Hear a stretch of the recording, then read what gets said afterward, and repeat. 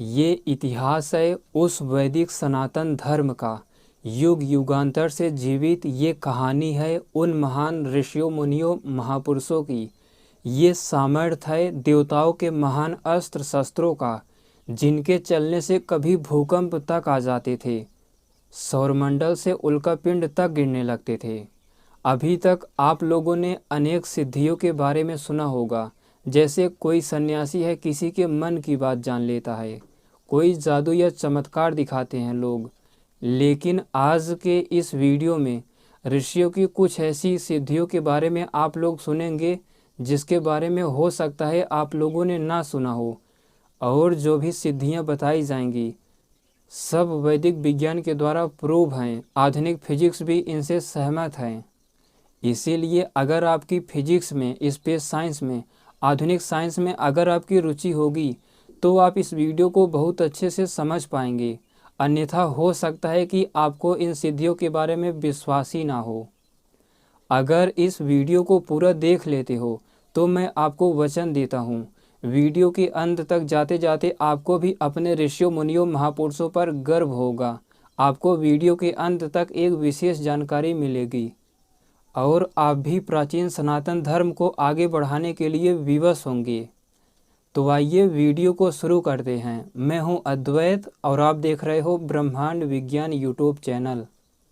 ऋषियों मुनियों और महापुरुषों की जितनी भी सिद्धियां होती हैं वो कोई पाखंड या अंधविश्वास नहीं है। बिना अध्ययन के ही जो लोग कहते हैं कि उनके पास सिद्धियां हैं, उसके लिए आपको एक वैज्ञानिक बनना पड़ता है, कोई ऋषि मुनि महापुरुष बनना पड़ता है, उस स्तर तक पहुंचना पड़ता है, पूरे सृष्टि को तत्वतः हर एक सूक्ष्मता में जाके जानना पड़ता है। यहाँ पर ऐसी कोई भी बात नहीं बताई जाएगी जिसका कोई सिर पैर ना हो।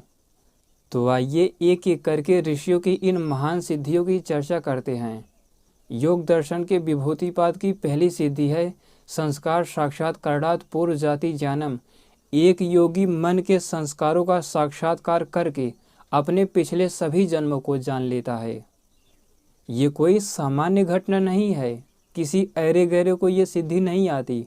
आप लोग खुद ही विचार कीजिए, जो व्यक्ति अपने पिछले सभी जन्मों को जानता होगा उसकी स्थिति क्या होगी।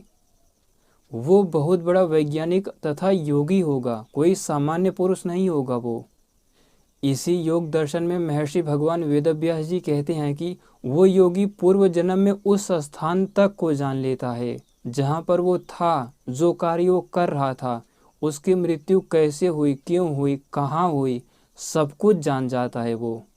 पत्नी कौन थी, माता कौन थे, पिता कौन थे, या फिर अगर पशु पक्षी या वृक्ष योनि में जन्म हुआ था तो किस प्रकार का वृक्ष था, कितना बड़ा था, सब कुछ जान लेता है वो योगी।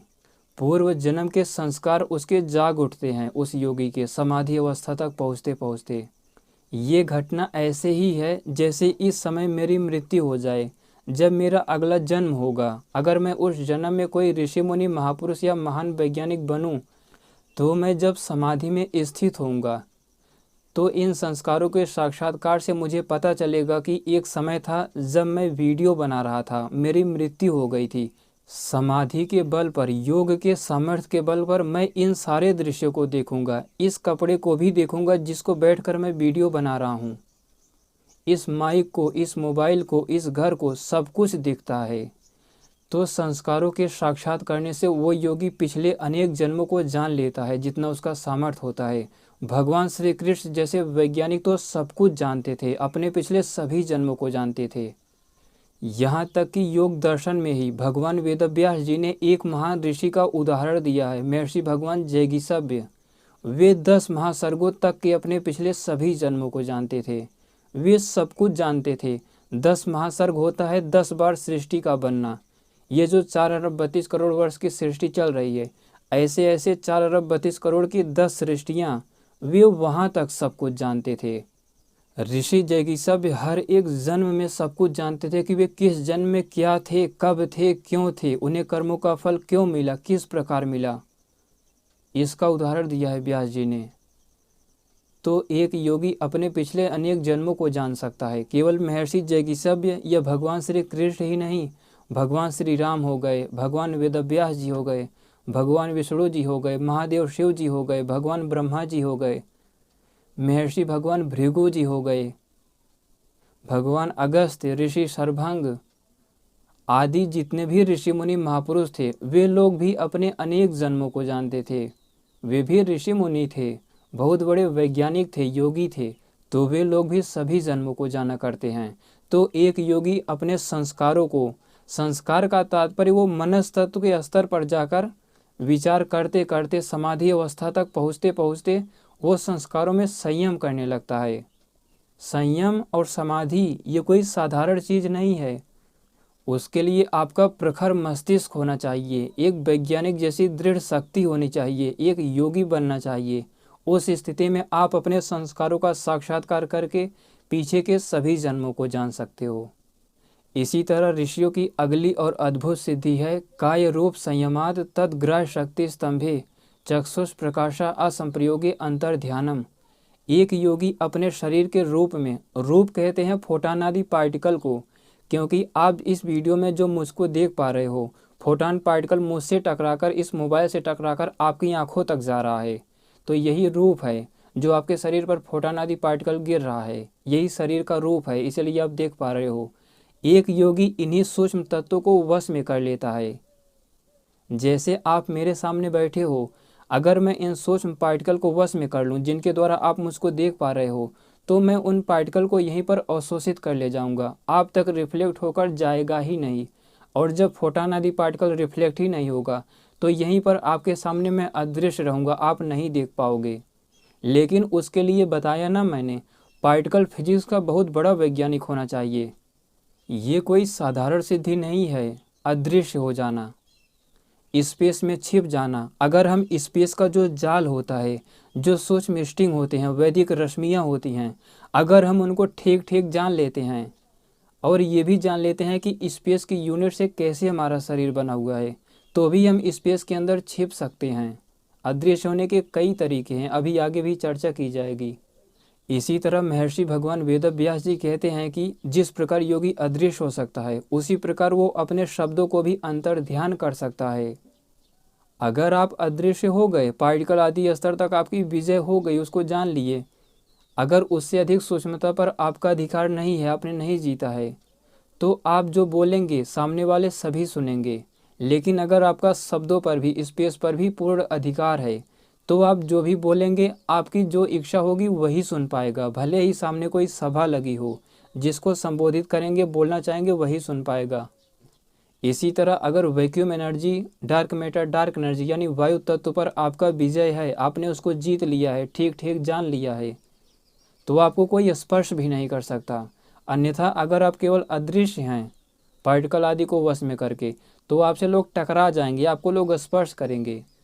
जब वायु तत्व को वश में कर लोगे तो ये भी सिद्धि आ जाएगी, फिर आपको कोई स्पर्श भी नहीं कर सकता। तो ये भी ऋषियों की एक महान सिद्धि है। आपको ये सिद्धि रामायण में भी मिल जाएगी। ये सिद्धि तकनीकों के द्वारा भी संभव है। रामायण काल में इंद्रजीत हो गया, उस समय के बड़े बड़े ऋषि मुनि हो, या फिर महाभारत काल में भी ऋषि मुनि, ऐसा अनेक जगह जिक्र है। टेक्नोलॉजियों के द्वारा भी ये संभव था। हालांकि ऋषियों के लिए, देवों के लिए, असुरों के लिए, इन लोगों के लिए ये सब बहुत सामान्य बातें थी। निश्चित रूप से हम लोगों के लिए एक चुनौती है उस सूक्ष्मता में जाकर सबको समझना, अदृश्य होना।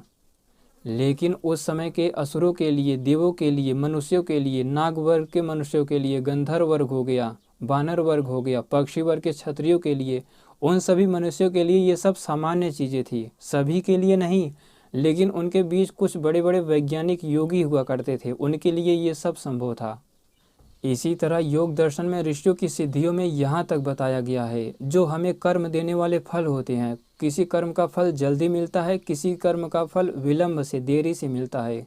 ऋषि उसको सूक्ष्मता में जाके जान के अपने मृत्यु को भी जान लेता है कि मेरी मृत्यु कब हो सकती है। मृत्यु का ज्ञान हो जाता है उस ऋषि मुनि योगी को। इसी तरह ऋषियों की एक महान सिद्धि ये भी है, बलेषु हस्ति बलादीनी। योगी हाथी के बल में संयम करने से हाथी का बल प्राप्त कर लेता है, उसको हाथी जैसा बल मिल जाता है। गरुड़ पक्षी के बल में संयम करने से गरुड़ का बल मिल जाता है।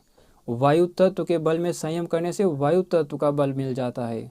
जो तूफान आते हैं, बड़े बड़े वृक्षों को तोड़ फोड़ देते हैं, योगी को उतनी ताकत आ जाती है, उतना बल मिल जाता है। अगर वो वायु तत्व को ठीक ठीक जान लेता है, स्पेस को जानकर स्पेस का बल उसे मिल जाता है। जिस जीव या पदार्थ के बल में, फोर्स में वो संयम करता है, उसे उसी का बल प्राप्त हो जाता है। इसी तरह ऋषियों की एक सिद्धि ये भी है, भुवन ज्ञानम सूर्य संयमात। सूर्य में संयम करने से उसे सृष्टि का ज्ञान हो जाता है। सूर्य ही है जो ग्रह तारों को अपने चारों तरफ घुमा रहा है, अपने गुरुत्वाकर्षण ग्रेविटी से बांधे हुए है। अगर हम ये जान लेते हैं कि सूर्य किस परिस्थिति में जन्मा था, किन पार्टिकल से बना है, सबसे अधिक कौन से पार्टिकल, कौन से सूक्ष्म वैदिक स्ट्रिंग उसके अंदर हैं, उसके कितने फील्ड होते हैं, इन सब को ठीक ठीक जानकर उस योगी को सृष्टि का ज्ञान हो जाता है। क्योंकि सूर्य की ग्रेविटी का उसे ठीक ठीक जानकारी हो जाती है। सूर्य के अंदर जो इलेक्ट्रोमैग्नेटिक फोर्स है, न्यूक्लियर फोर्स है, और भी जो वैदिक भौतिकी के 9 फंडामेंटल फोर्सेस हैं, उसे सब कुछ पता चल जाता है सूर्य में संयम करने से। संयम का ये मतलब नहीं होता आप लोग अभी आराम से स्थिरतापूर्वक बैठ जाएं और सूर्य पर ध्यान लगाने लगे, ये संयम नहीं है। आपको पहले सूर्य के बारे में सब कुछ अध्ययन करना होगा, उसके बाद बलपूर्वक मनन चिंतन करना होगा, किस परिस्थिति में उसकी उत्पत्ति हुई थी। केवल सूर्य ही नहीं, ऋषियों की सिद्धियों तक पहुंचने के लिए आपको यही प्रक्रिया अपनानी होगी। ऐसा नहीं है कि शरीर के रूप में यानी पार्टिकल आदि में संयम करने से हम अदृश्य हो सकते हैं, तो आप लोग बैठें और अदृश्य होने का प्रयास करने लगे। आपको पहले उस पार्टिकल की सूक्ष्मता का अनुमान करना होगा, वो पार्टिकल कितने स्ट्रिंग से बना होगा, उसके अंदर वैक्यूम एनर्जी का क्या रोल है, स्पेस का क्या रोल है, मनस्तत्व कैसे उसे उत्पन्न करता है, कैसे नियंत्रित करता है, इन सबको सूक्ष्मता में जाके जानना होगा, तब आप खुद को अदृश्य कर सकते हो। ये कोई असंभव कार्य नहीं है, चाहे सिद्धियाँ हो या फिर मोक्ष हो, ये आपके लिए ही है, जीवात्माओं के लिए ही ईश्वर ने दिया है। इसी तरह ऋषियों की एक सिद्धि ये भी है, कंठकूपे सुप्ति पिपासा निवृत्ति। कंठकूप में ये जो हमारे गले के अंदर कुएं के आकार की अंदर से संरचना है, भोजन आदि जाता है, कुएं के आकार की संरचना कंठकूप है ये, उसमें संयम करके योगी को भूख प्यास से निवृत्ति मिल जाती है, उसे भूख प्यास सताते नहीं। ऐसा इसीलिए है क्योंकि इस कंठकूप में उदान रूपी सूक्ष्म वाइब्रेशन काम कर रहा है, जिसकी वजह से आप ढेकार आदि ले पाते हैं। तो इस उदान रूपी सूक्ष्म वाइब्रेशन की वजह से जब उसको आप सूक्ष्मता में जाके जान लोगे, उसकी सूक्ष्मता की अभी आप कल्पना भी नहीं कर सकते। पहले बैठिए, पार्टिकल को समझने का प्रयास कीजिए कितना सूक्ष्म हो सकता है, बलपूर्वक मनन चिंतन कीजिए, अध्ययन कीजिए। जब आप उदान रूपी सूक्ष्म स्ट्रिंग को जान लेंगे कि ये कितनी सूक्ष्मता पर है, इसका क्रिया विज्ञान क्या है, पार्टिकल के अंदर इसकी क्या भूमिका है, तब आप गले के अंदर संयम कर सकते हैं। तो संयम करके वो योगी भूख प्यास से निवृत्त हो जाता है, उसे भूख प्यास कभी नहीं सताती। इसके आगे ऋषियों की जो भी सिद्धियां हो सकता है कि आपको उसके ऊपर विश्वास ही ना हो। कुछ ऐसी भी सिद्धियां हैं, अगर आप केवल एक को ही प्राप्त कर लेते हो तो उससे कई सिद्धियां अपने आप ही आने लगती हैं। जैसे योग दर्शन की अगली सिद्धि है, एक योगी बुद्धि तत्व को जानकर आत्मा को खुद से अलग कर लेता है, बुद्धि तत्व से वो ईश्वर की तरफ मुड़ जाता है। आप लोग ये जानते होंगे कि जो इनिशियल स्टेट ऑफ यूनिवर्स है, प्रकृति, उससे सबसे पहले महत तत्व बुद्धि तत्व की उत्पत्ति होती है, और वो बुद्धि तत्व सीधे आत्मा के साथ जुड़ा हुआ है। आत्मा केवल बुद्धि तत्व को ही देखता रहता है। तो जब हम इस बुद्धि तत्व को जान लेते हैं तो खुद को इस बुद्धि तत्व से अलग कर लेते हैं, अपनी आत्मा को, और ऐसा करते ही हम ईश्वर की तरफ झुक जाते हैं, ईश्वर साक्षात्कार कर लेते हैं, हमें ईश्वर का ज्ञान हो जाता है। इसी तरह ईश्वर का साक्षात्कार करते ही कई सिद्धियां हमें अपने आप ही आने लगती हैं, जैसे प्रातिभ, श्रावण, वेदना, आस्वादन। उस योगी को सृष्टि के दूर के भी पदार्थ साक्षात होने लगते हैं, सूक्ष्म पदार्थ उसे दिखाई देने लगते हैं। उस योगी का स्रोत इंद्रिय दिव्य हो जाता है, दूर की ध्वनियाँ सुनने लगता है, उसका स्पर्श इंद्रिय भी दिव्य हो जाती है, रसना इंद्रिय भी दिव्य हो जाती है। आप लोगों ने फलों को देखा होगा, जैसे सेब हो गया, अनार हो गया, आप लोग उसके सुगंध को जानते होंगे, लेकिन जो योगी होता है, आप लोग जानते हैं कि वो जो फल है, फ्रूट है, वो भी सूक्ष्म पार्टिकल से, स्ट्रिंग से, वैक्यूम एनर्जी से ही बना है। तो योगी इस सूक्ष्मता को जानकर, उसके स्ट्रक्चर को जानकर यही स्पेस से ही उस फल की सुगंध लेता है। उसे उस फल के सुगंध मालूम पड़ते हैं यही स्पेस से ही, भले ही वहाँ पर कोई फल ना हो, सेब या अनार ना हो, लेकिन वो योगी यही आकाश से ही, अंतरिक्ष से ही उस गंध को महसूस करने लगता है। ठंडी गर्मी उसे सताते ही नहीं है। ये है योगी का सामर्थ्य। इसी तरह ऋषियों की एक रहस्यमय सिद्धि ये भी है, बंधन कारण शैथिल्यात् प्रचार संवेदनाच चित्तस्य पर शरीरावेशा। योगी अपने कर्म के बंधनों को योग के आधार पर वैज्ञानिकता के सामर्थ्य पर छेड़ कर देता है, फिर उसके जो भी कर्म होते हैं उसे फल नहीं देते। ऐसी स्थिति में उस योगी का मन दूसरे के शरीर में प्रवेश कर जाता है। जैसे मेरे बगल कोई बैठा हो और मैंने समाधि की स्थिति को प्राप्त कर लिया है, योग के सामर्थ्य पर कर्मों को छेड़ कर दिया है, तो मेरे बगल जो होगा मैं अपने मन को उसके अंदर प्रविष्ट करा के उसे वश में कर लूँगा। एक योगी अपने मन को दूसरे के शरीर में प्रविष्ट कराकर अपनी इच्छा के अनुसार उसे कार्य करवाता है। ये भी योगियों का एक दिव्य सामर्थ्य है, लेकिन उसके लिए आपको वैज्ञानिक बनना पड़ेगा। वेदों ब्राह्मण ग्रंथों के विज्ञान को ठीक ठीक जानना पड़ेगा। इसी तरह ऋषियों की एक महान सिद्धि ये भी है, उदान जयात जल पंख कंटकादिशु उत्क्रांतिश्च। एक ऋषि उदान रूपी सूक्ष्म प्राणों को, सूक्ष्म स्टिंग को, जिसकी चर्चा की गई, उसको वश में करके कीचड़ पर चल सकता है, पानी में, नदियों में, महासागर में दौड़ सकता है, वो अंदर नहीं जाएगा। उदान को वश में करके वो योगी कीचड़ में नहीं धंसेगा, कांटे उसे नहीं चुभेंगे। ये भी योगी का सामर्थ्य है, लेकिन उदान की सूक्ष्मता को आपको समझना होगा। उसे देखा नहीं जा सकता, किसी भी तकनीकी से नहीं देखा जा सकता, उसे मन के द्वारा, मनस तत्व के द्वारा जाना जा सकता है।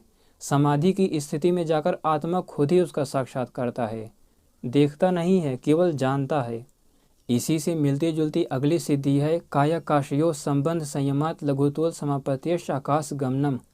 एक योगी जब अपने शरीर के और आकाश के मध्य के संबंध को जोड़ देता है, शरीर तो आप देख ही रहे हैं, लेकिन जो स्पेस होता है, आकाश तत्व, वह सूक्ष्म स्ट्रिंग से बना होता है।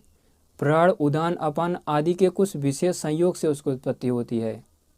जब हम उसके जाल को ठीक ठीक समझ जाएंगे, हमारा शरीर भी स्पेस से बना हुआ है, बाहर के स्पेस का अपने शरीर के स्पेस के साथ जब संबंध जोड़ देंगे तो ग्रेविटी न्यूट्रल हो जाएगी।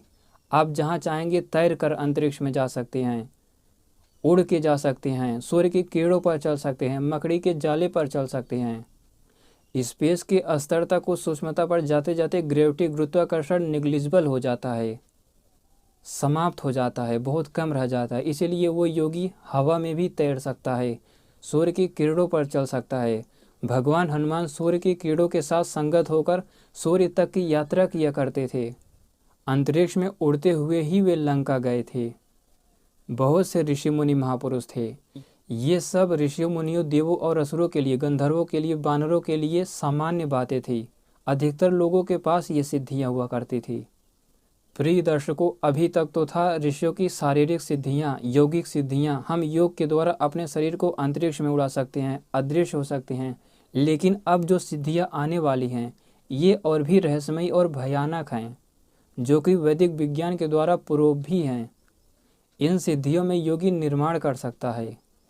एक योगी जब 5 सूक्ष्म महाभूतों पर, पृथ्वी तत्व, आपः तत्व, अग्नि तत्व, वायु तत्व, आकाश तत्व, यानी atom, molecule, ion, particles, vacuum energy, dark matter, dark energy और स्पेस जो कि जल के रूप में है, जब योगी इन 5 सूक्ष्म महाभूतों का उस पर अधिकार हो जाता है, उसको ठीक ठीक सूक्ष्मता में जाके तत्वतः जान लेता है, तब उसको अलग अलग सिद्धियाँ आने लगती हैं, अणिमा, लघिमा, गरिमा आदि। वो योगी सूक्ष्म हो सकता है, वो योगी छोटा हो सकता है, वो योगी बहुत बड़ा अपने शरीर को बना सकता है। रामायण में भी इसका जिक्र है। बहुत से योगी थे उस समय जो अपने शरीर को बहुत बड़ा बना लेते थे, छोटा बना लेते थे। अपनी अंगुली के अग्रभाग से आगे से वो चंद्रमा को छू सकता है। ये मैं नहीं, बल्कि महर्षि भगवान वेदव्यास जी बोल रहे हैं, जो कि अपने समय के सबसे बड़े वैज्ञानिक थे, सबसे बड़े योगी थे। वे कहते हैं कि योगी की सारी इच्छाएं निर्बाध रूप से पूरी होने लगती हैं। इतना ही नहीं, महर्षि व्यास जी आगे कहते हैं कि वो योगी जो 5 सोच महाभूतों पर जिसका अधिकार हो गया है, वो पृथ्वी के अंदर जा सकता है, दीवारों के भी आर पार जा सकता है। उसे दीवार और ये पृथ्वी बाधा नहीं डालती, बल्कि अंदर जाने में सहायता करती है। अगर आप मेरी बातों को आधुनिक साइंस के, आधुनिक फिजिक्स के, वैदिक विज्ञान की दृष्टि से सुनेंगे तो आपको लगेगा कि ये सब संभव हो सकता है। ये कोई कल्पना नहीं है, बल्कि प्रूफ के साथ ऋषियों के ग्रंथों में विस्तार से दिया गया है। उस योगी के अंदर सूक्ष्म और स्थूल पदार्थों को उत्पन्न करने की शक्ति आ जाती है। अभी इसके बारे में विस्तार से चर्चा करेंगे।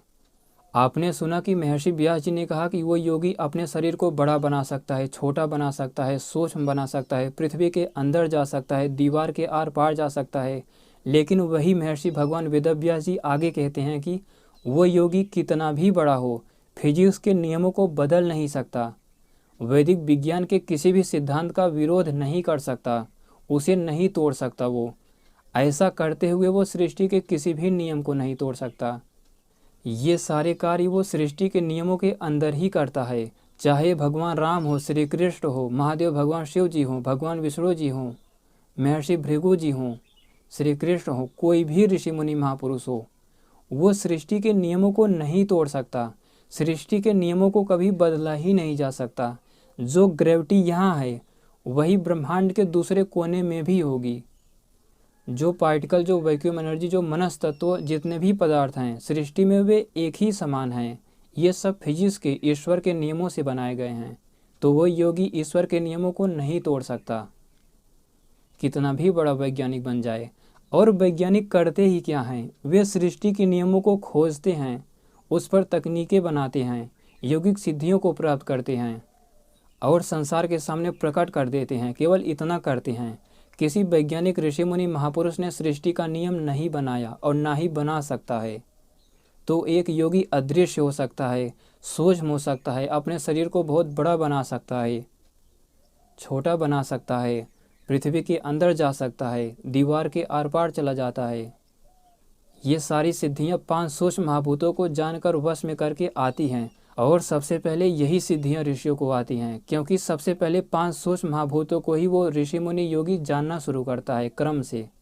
योगी के लिए इतना सब कुछ कर पाना इसीलिए संभव है क्योंकि जब उसकी समाधि सिद्ध हो जाती है तो उसे ऋतंभरा प्रज्ञा प्राप्त होती है। एक ऐसी प्रज्ञा, एक ऐसी बुद्धि जो सत्य को ही ग्रहण करती है, जो जानना चाहता है वही जानता है, उसका मन कभी नहीं भटकता, इच्छा मात्र से सृष्टि पर ध्यान लगा लेता है। उसे कहते हैं ऋतंभरा प्रज्ञा। महान सामर्थ्य आ जाता है उस ऋषि मुनि योगी के अंदर। ऋषियों ने तो यहाँ तक कहा है, एक योगी प्रकृति पदार्थ को, जो इनिशियल स्टेट ऑफ यूनिवर्स में फंडामेंटल पदार्थ है, मैटर है, उसको जानकर वो अपनी सारी इच्छाएं पूर्ण कर लेता है। प्रकृति तो जड़ है, वो किसी योगी की कोई इच्छा पूरी नहीं करती। लेकिन महर्षि वेदव्यास जी कहते हैं कि जैसे कोई किसान होता है, खेत में बीज बो देता है, सिंचाई करके छोड़ देता है, वृक्ष, फल, फसल अपने आप ही उगते रहते हैं।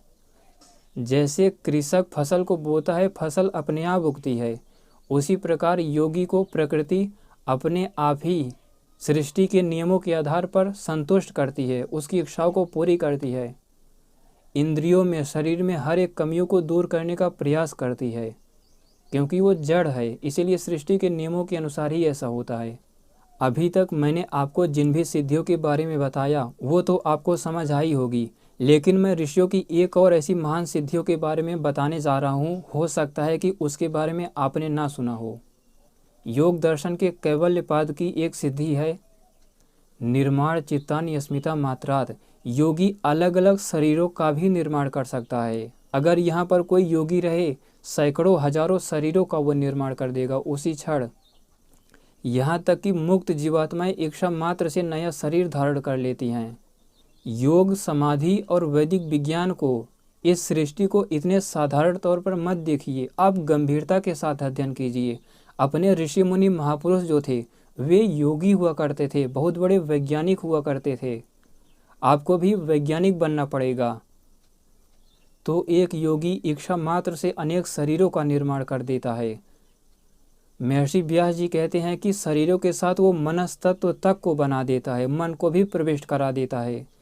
लेकिन यही महर्षि वेदव्यास जी कहते हैं कि वो योगी जीवात्मा को नहीं बना सकता। यहाँ तक कि ईश्वर भी जीवात्मा को नहीं बना सकते। जीवात्मा अजर है, सनातन है, पुरातन है। हम सूक्ष्म चेतनाओं को किसी ने नहीं बनाया। महर्षि वेदव्यास जी कहते हैं कि उस योगी ने जितने भी शरीरों का निर्माण किया, उन सभी शरीरों को उस योगी का आत्मा ही संचालित करता है।